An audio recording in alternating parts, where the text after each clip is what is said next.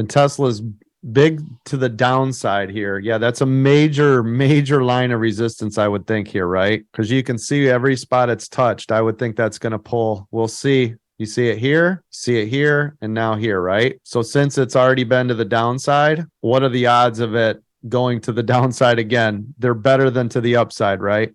So, but we'll see. You never know. What I think could happen here, a couple things, obviously, but you could have a false breakout. It'll pop. Everybody be like, yay, time to get a call. And then it'll go, nope.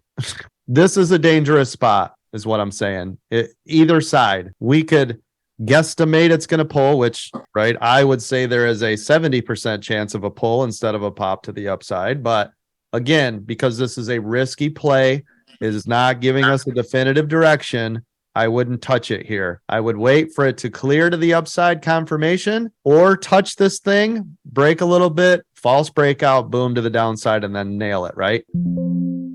But right here, danger zone. So half of you that are like, oh, I'm buying this. Some of you, that's funny, half of you are like, oh, I'd buy a call. And the other half's like, well, I'd buy a put. And then the other half's already in. Yeah, exactly. Yeah, the other half's about ready to get ran over already. I got both.